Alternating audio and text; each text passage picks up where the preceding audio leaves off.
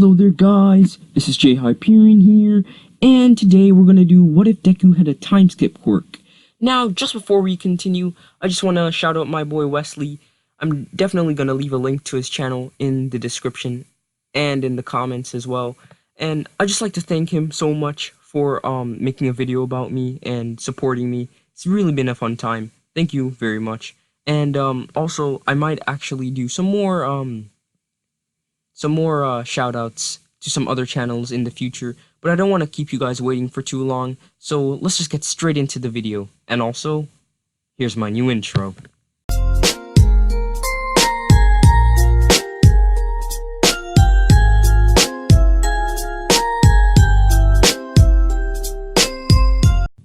Years ago, a young boy was born to the name of Midoriya, and unbeknownst to him, he would become the #1 hero. Now Midoriya had a quirk that had not even been seen before, not even in his family. A quirk that allowed him to skip through time. A quirk that would be known as time skip. And this is his story. Midoriya was born, and from his birth, he actually had access to his quirk, though he had no way of controlling it. The doctors just thought that his quirk would show up sometime later. And throughout his life, some instances would happen, and no one would know how to explain it. They'd think it was just normal, or that he was just moving around unbeknownst, but they wouldn't actually know that this was the doing of his quirk. And it wouldn't have been until much later in his life, specifically in the fight where Bakugo and his two other friends were bullying a poor little helpless boy, where Midoriya, seconds away from being blasted and punched by Bakugo and his gang, would stop time. And the shock on his face before he actually got pummeled. But Deku, or Midoriya, wasn't even fazed. He was thrilled. He was happy at this point. He just got access to his quirk, and now he had something to work to. Deku was amazed. But now, Deku had to show everyone that he could be the one. He could surpass, maybe he could even become the #1 hero one day. He just needed to work hard. And then he set foot on research, trying to research his quirk. But though he told his mom had a little doubt in him, thinking that maybe he was a little bit hallucinating, or maybe he was just getting too overexcited. But her motherly love told her to still believe in him. And believe she did, even helping him on his research. And in no time, Deku had a tiny grasp on his quirk, and he began to work alongside Bakugo in a new mutual friendship, even gaining the respect of some other classmates, making him much more approachable and much more exciting, much more open to others, and not such a scaredy cat like how he is in the main timeline. This Deku is much more out there, and he's willing to work on his quirk, thinking of new ways to try and activate his quirk. Though it wouldn't happen all the time, he'd kind of have a grasp on it. And Deku would really be happy. Now, before we begin with the next part of the video, I just want to cut for a second and explain Deku's quirk to you guys, sorry. So, Deku's quirk is like Hit's ability, but as like Hit, anyone who's stronger than Deku will be able to break out of his time skip, which means that someone like All Might or any villain that's much more powerful than him would be able to break out in maybe a couple seconds or after some time. So that's one thing I wanted to explain about his quirk. And also, he's gonna have to train, just because, I mean, Hit is much more powerful than Deku will ever be. So we can pretty much assume that that's how far he can go with his time skip ability itself is in depending on that. So this time we're gonna make it so that in Deku's universe, even all he needs to do is just train to get to that extent of like 1 second time skip, like 0.8 seconds, something like that. So yeah, that's just what I wanted to explain just before I finish the rest of the video. Alright guys. We would cut to the Shinji and the giant villain fight, where everything in that timeline would go the same, but just as Deku had to like push through the crowd, instead of that, he'd create much more of a commotion because he'd actually try and use his time skip ability, actually climbing on people, just like mess around, and he's just trying to get over them. And just actually making a couple people fall over, which would get them kind of angry at him. But that's just a little bit change in the in this timeline. But Deku would still make it to the front, where he'd get to see all the action and even take some of his notes. And the encounter with the old man would still go the same, and Deku would still be called a fanboy.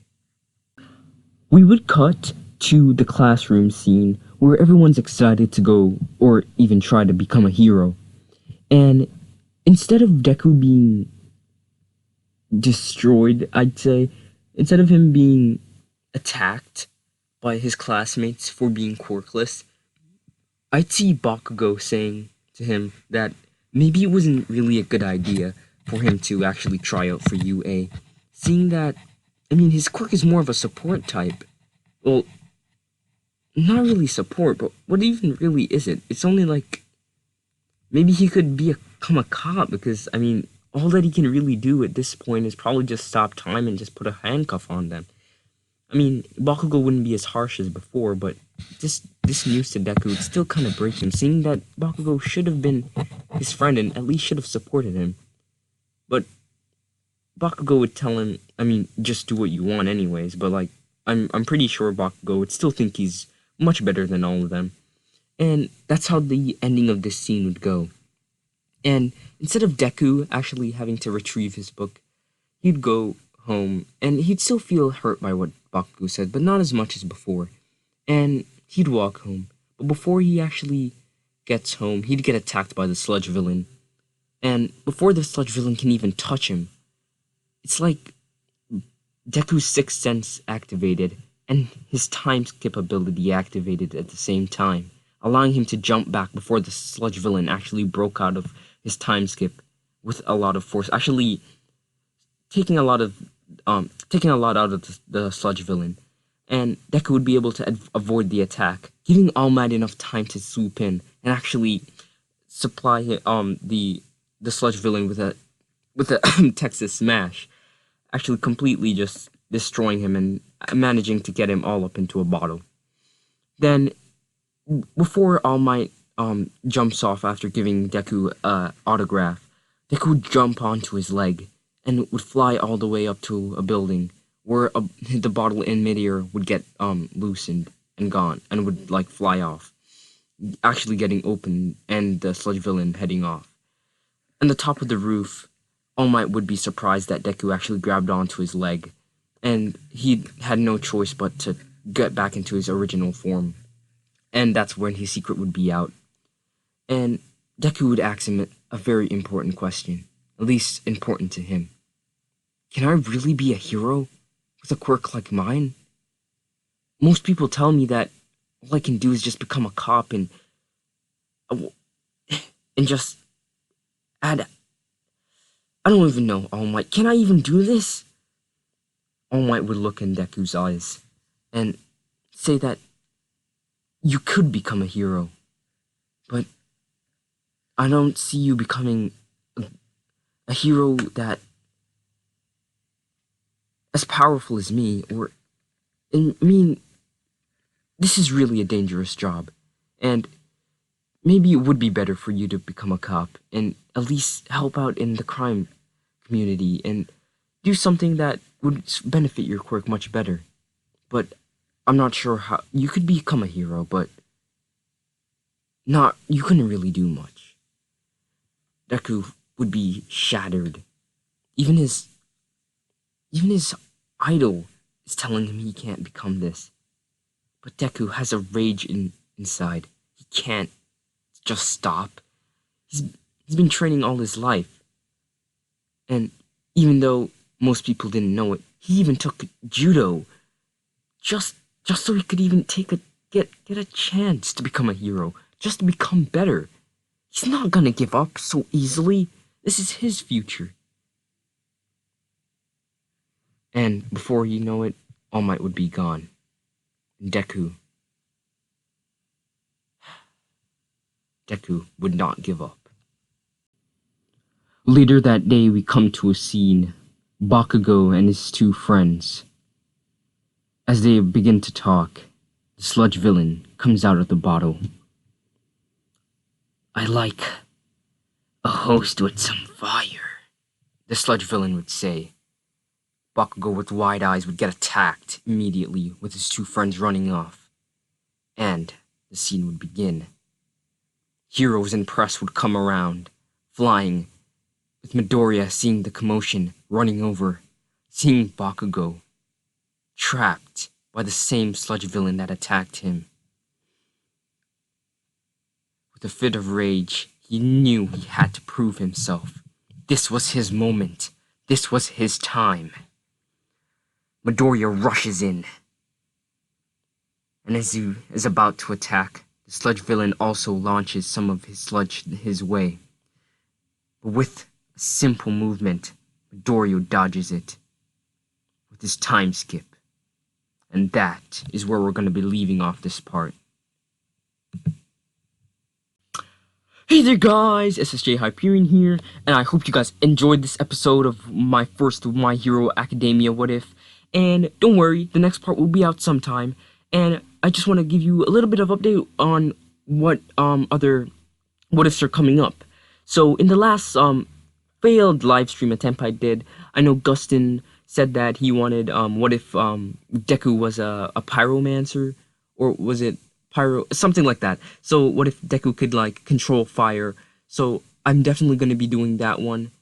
And also another one I'm planning on is what if Deku had boost. So this is from High School DxD, the anime. Yeah, this one is kind of a bit pervy, but the perks that come with the boost itself is actually pretty good. So I want to kind of do it in my own special new way. So as you can see with Hit's time skip ability, that's what I want to do. And just before we leave off, guys, please go check out Wesley. I'm telling you, you won't regret it. His content and my content are getting much better. And let's just hope we can get there, okay, guys? And just don't forget to hit the bell, subscribe, and leave a like. Even leave me a comment, because I would greatly appreciate it. This is SSJ Hyperion, signing out.